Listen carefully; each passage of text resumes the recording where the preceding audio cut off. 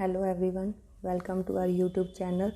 आज अपने स्टडी करेंगे कॉटन क्रॉप के बारे में। कॉटन जिसे हिंदी में अपने कपास बोलते हैं, इसका बोटेनिकल नेम होता है गॉसिपियम स्पीसीज और फैमिली होती है मालवेसी और ओरिजिन है इंडिया और इसमें पॉलिनेशन पाया जाता है ऑफन क्रॉस पॉलिनेटेड। और जो गॉसिपियम स्पीसीज है इसका क्लासिफिकेशन अपने इसकी बात करते हैं क्लासिफिकेशन की। टोटल जो कॉटन की स्पीसीज हैं 20 स्पीसीज हैं और जिनमें से 4 को ही कल्टीवेट किया जाता है। और वो 4 कौन सी हैं? Gossypium arboreum, gossypium herbaceum, gossypium hirsutum and gossypium barbadense. Gossypium arboreum और गॉसिपियम हर्बेशियम को बोलते हैं देसी कॉटन या फिर ओल्ड वर्ल्ड कॉटन और या फिर एशियाटिक कॉटन।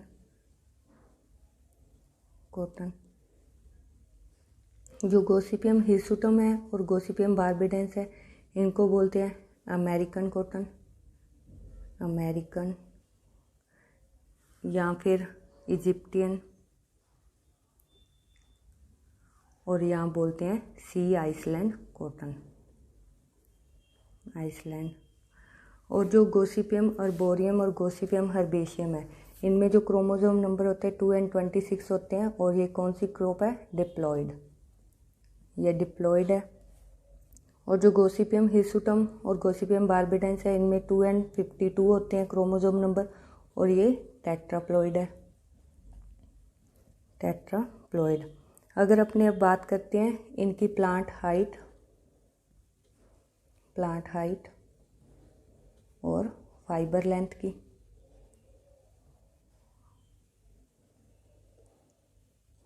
जो गॉसिपियम अर्बोरियम है इसकी प्लांट हाइट होती है 1.522 मीटर, प्लांट हाइट मीटर में, और इसको मेज़र करते हैं सेंटीमीटर में।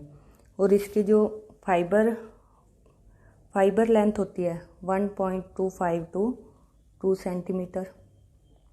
गॉसिपियम हर्बेशियम की अगर बात करें तो इसकी जो प्लांट हाइट होती है 1 to 1.5 मीटर और इसमें जो फाइबर लेंथ होती है वो होती है 1.5 to 2.50 सेंटीमीटर।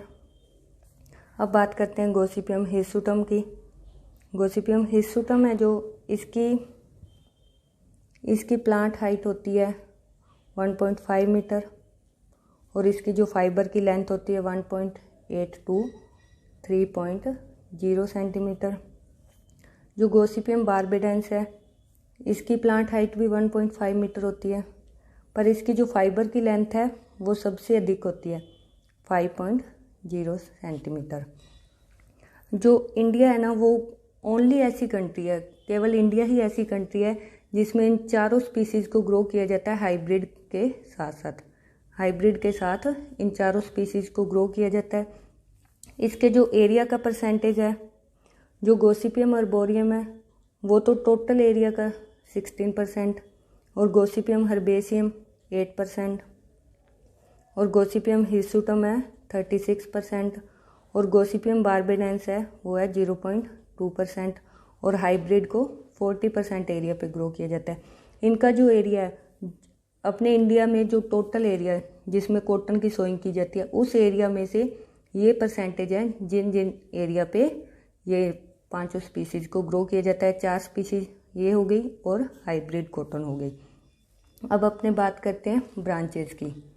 इसमें जो कॉटन होती है उसमें ब्रांचेज 2 टाइप की होती हैं, मोनोपोडियल और सिम्पोडियल। मोनोपोडियल ब्रांचेज कौन सी होती हैं? ऑक्सिलरी बर्ड्स और इन्हें वेजिटेटिव ब्रांचेज भी बोलते हैं।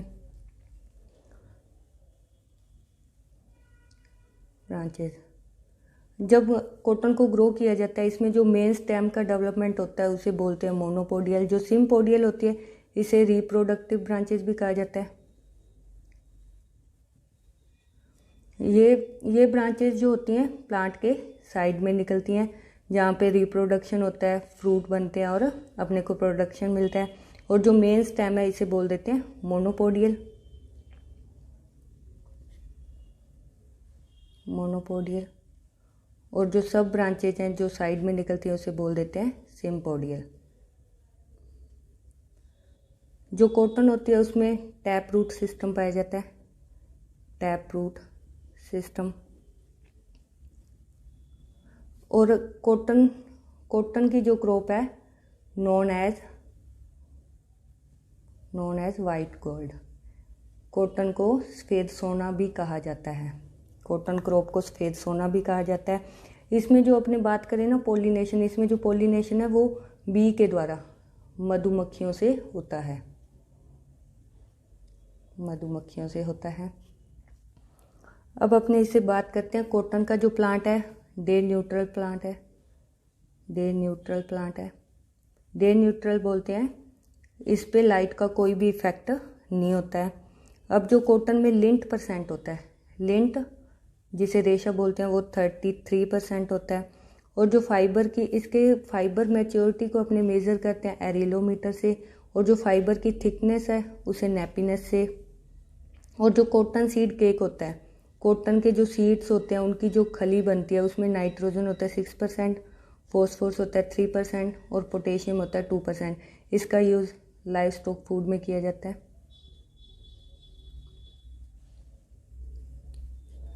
जो कॉटन का जो अपने वज़न या वेट मापते हैं वो गांठ से नापते हैं, और इसका जो वन बेल, गांठ को बेल बोलते हैं। जो कॉटन की बेल का वज़न होता है वो होता है 170 kg। और अगर अपने बात करें जूट का, तो जूट का होता है 180 kg पर बेल। एक गांठ का वज़न इतना होता है। जो कॉटन में टॉक्सिक पिगमेंट पाया जाता है, फिनोल कंपाउंड होता है जिसमें, वो होता है गोसिपोल।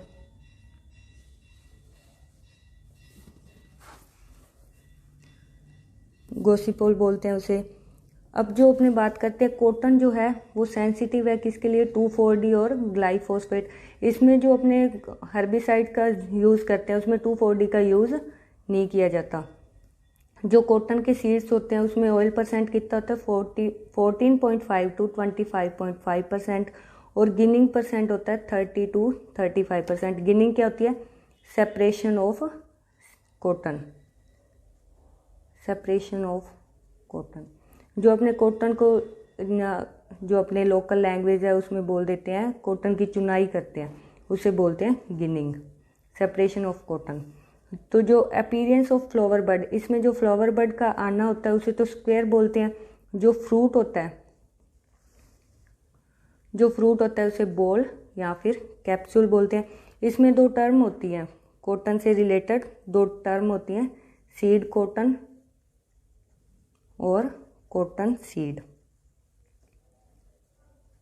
सीड कॉटन क्या होता है, जब अपने सीड के साथ लिंट भी होता है, मतलब रेशा या फिर फाइबर या फिर रुई बोल लो, रुई और जो बीज दोनों को कंबाइंड अगर अपने बोलें तो उसे बोलते हैं seed cotton. Without lint,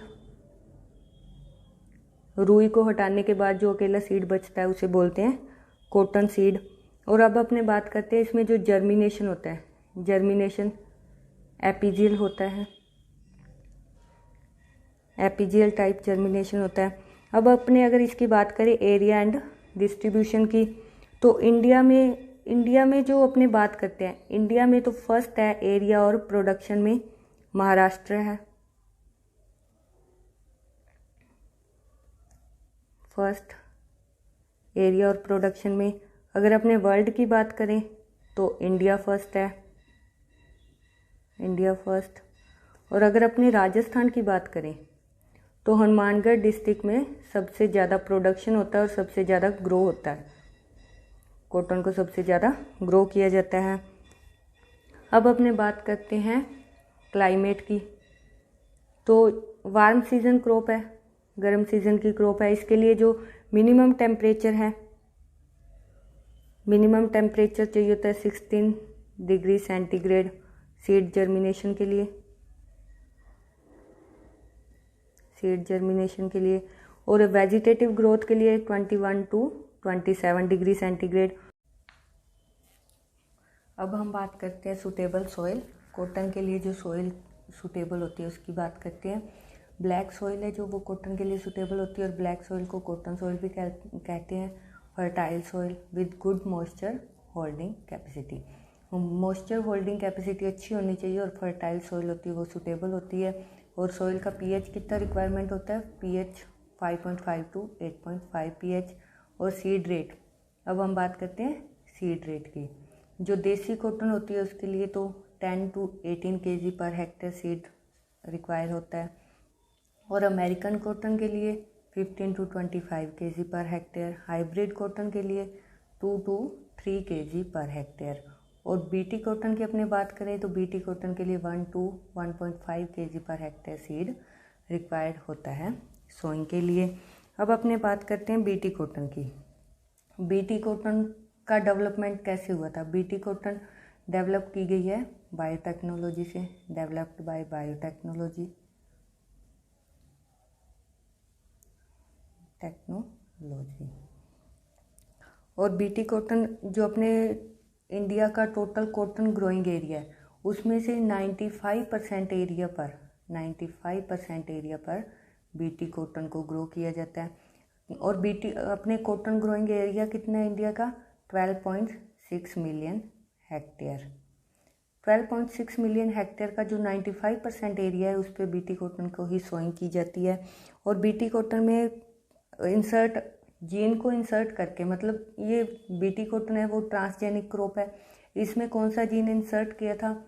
bacillus thuringiensis, bacillus thuringiensis. Bacillus thuringiensis की लीथल जीन को इसमें ट्रांसफ़र किया गया था, जो कि रेसिस्टेंट है किसके लिए? कॉटन बॉलवर्म के लिए। जो कॉटन की क्रॉप होती है उसमें मेजर इंसेक्ट होता है बॉलवर्म इंसेक्ट, इसका अटैक सबसे अधिक होता है, इसीलिए इसमें जो बैसिलस थुरेजिएंसिस जीन्स को ट्रांसफ़र किया गया जो कि बॉलवर्म के लिए रेसिस्टेंस है, इसके अटैक को कम करते हैं। और जो अब अपने बात करते हैं, जो बैसिलस थुरेजिएंसिस जीन है वो सॉइल बैक्टीरियम जीन है जो कि प्रोड्यूस करता है, जो प्रोटीन, लीथल प्रोटीन प्रोड्यूस करता है, जो बॉलवर्म इंसेक्ट है इसके डाइजेस्टिव सिस्टम को इफेक्ट करती है और इसके अटैक को कम करती है।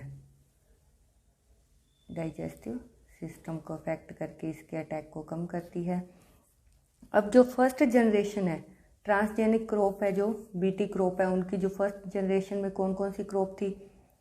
मेज, कॉटन और पोटैटो। जो ये तीनों क्रॉप है ये फर्स्ट जनरेशन है बीटी क्रॉप की। इन क्रॉप्स को अप्रूव्ड किया था 1995 में, बट इसको कमर्शियली बेसिस पे प्लांटेड कब किया गया? इनके कमर्शियल प्रोडक्शन के लिए इनकी सोइंग कब स्टार्ट की? 1996 में। जो बीटी कॉटन है वो ट्रांसजेनिक क्रॉप का बेस्ट एग्जांपल है। इसमें जो बैसिलस थुरेजिएंसिस जीन है इसमें इसकी कौन सी जो स्टेज है, कौन सा जीन है जो इसमें ट्रांसफ़र किया था? वो है क्राई फर्स्ट AC जीन को ट्रांसफ़र किया गया था, जो कि कमर्शियली ग्रोन की जाती है इंडिया और चाइना में। इंडिया एंड चाइना में कमर्शियली प्रोडक्शन के लिए ग्रो की जाती है। अब बात करते हैं स्पेसिंग की। 60 into 30 सेंटीमीटर अमेरिकन कॉटन के लिए स्पेसिंग रखते हैं।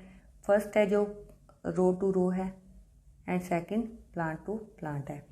अब अपने बात करते हैं देसी कॉटन में स्पेसिंग रखते हैं 60 into 15 सेंटीमीटर, हाइब्रिड कॉटन में रखते हैं 100 into 60 सेंटीमीटर, और अल्ट्रा नैरो रो टेक्निक है उसमें रखते हैं 19 into 19 सेंटीमीटर। जो अल्ट्रा नैरो रो टेक्निक है इसे USA में डेवलप किया गया था, ये USA से डेवलप की गई थी। और अब अपने बात करते हैं ये plant population per hectare, plant population, ये है प्लांट पॉपुलेशन। जो अमेरिकन कॉटन की प्लांट पॉपुलेशन होती है 55,600 प्लांट्स होते हैं पर हेक्टेयर एरिया में, और देसी कॉटन में होते हैं 1,11,111 प्लांट्स पर हेक्टेयर, और हाइब्रिड कॉटन के होते हैं 1,66,666 66 प्लांट्स पर हेक्टेयर। और जो अल्ट्रा नैरो टेक्निक है उसमें होते हैं 2,77,000 प्लांट्स पर हेक्टेयर। और अगर अपने बात करें बीटी कॉटन की, बीटी कॉटन में पर हेक्टेयर एरिया पे एवरेज कितने प्लांट होते हैं? 10,000 प्लांट्स पर हेक्टेयर।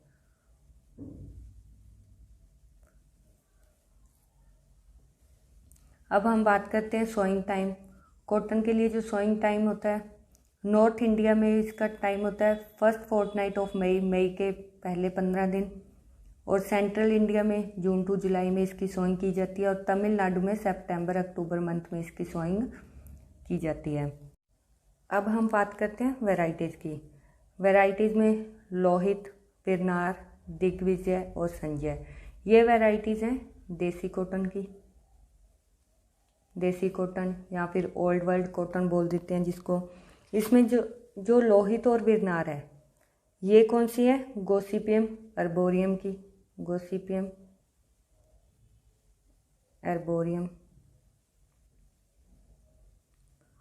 और जो दिग्विजय और संजय है, ये है गोसिपियम हर्बेशियम की, हर्बेशियम की। अब आती है गंगानगर अगेती, बीकानेरी नरमा, महालक्ष्मी, सुवेन एंड सुजाता। ये हैं अमेरिकन कॉटन की, अमेरिकन या फिर इजिप्टियन कॉटन की।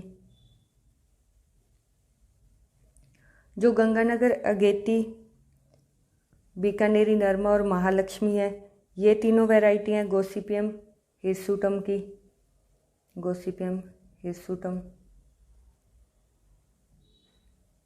सुविन एंड सुजाता है गोसिपियम बारबेडेंस की, बारबेडेंस।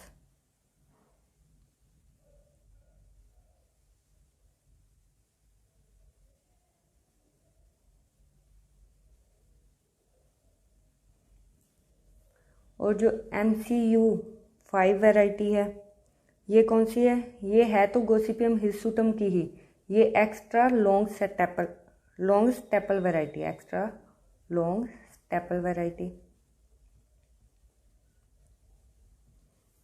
और अब बात करते हैं H4, वरालक्ष्मी, मरु विकास, राज, HH16, स्वीता, सूर्य, धनलक्ष्मी। जो H4 है, ये वैरायटी है फर्स्ट हाइब्रिड वैरायटी है जो कि कमर्शियली जिसको ग्रो किया गया था इंडिया में। इसमें किसका क्रॉस करवाया गया था H4 वैरायटी में? G67 का, और क्रॉस करवाया था इसका अमेरिकन नेक्टनलस के साथ, अमेरिकन नेक्टनलस,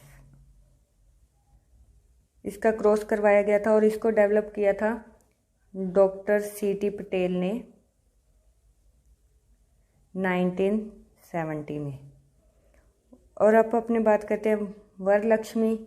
वरलक्ष्मी जो है ये इंटरस्पेसिफिक हाइब्रिड है। किसका है? ये अमेरिकन कॉटन का, गोसिपियम बारबेडेंस और गोसिपियम हिर्सुटम का इंटरस्पेसिफिक हाइब्रिड है। और इसको रिलीज़ किया गया था कर्नाटक राज्य में, इसको रिलीज़ किया गया था। और जो मरु विकास और राज HH16 वैरायटी है, ये फर्स्ट हाइब्रिड है जो राजस्थान में डेवलप की थी या राजस्थान में रिलीज़ किया गया था, जिसको इस वैरायटी को फर्स्ट हाइब्रिड है जो राजस्थान में रिलीज़ की थी। ये किसकी है? ये भी अमेरिकन कॉटन की है, गोसिपियम हिर्सुटम का फर्स्ट हाइब्रिड है जिसको राजस्थान में रिलीज़ किया था। अब बात करते हैं इरिगेशन। इरिगेशन की जो क्रिटिकल स्टेजेस हैं वो हैं फ्लावरिंग और बॉल फॉर्मेशन के टाइम इसको इरिगेशन देना बहुत ही रिक्वायर्ड होता है। अब हम बात करते हैं मैन्यूर्स एंड फर्टिलाइज़र की। FIM 15 to 20 turns per hectare इसको लैंड प्रिपरेशन के टाइम दिया जाता है, मिट्टी में मिलाया जाता है प्रिपरेशन के टाइम, सोइंग से पहले, सोइंग से 15 से 20 दिन पहले इसको मिट्टी में मिला दिया जाता है। जो नाइट्रोजन है इसको 3 डोज में दिया जाता है। फर्स्ट होती है बेसल डोज जो सोइंग के टाइम दी जाती है, और सेकंड और थर्ड होती है वो इरिगेशन के साथ दी जाती है। फॉस्फोरस होती है 25 to 30 kg पर हेक्टेयर। इसकी जो पूरी की पूरी डोज है इसे सोइंग टाइम में दे देते हैं, सोइंग टाइम देते हैं। और potash 25 to 30 kg per hectare. Yield, इसकी जो यील्ड होती है 15 to 20 क्विंटल पर हेक्टेयर होती है, जो कॉमन कॉटन की ग्रो करते हैं। जो कॉमन अपनी कॉटन ग्रो की जाती है उसकी यील्ड होती है 15 to 20 क्विंटल पर हेक्टेयर, और 25 to 30 क्विंटल पर हेक्टेयर होती है हाइब्रिड कॉटन की। हाइब्रिड कॉटन की यील्ड होती है 25 to 30 quintal per hectare. Thank you so much.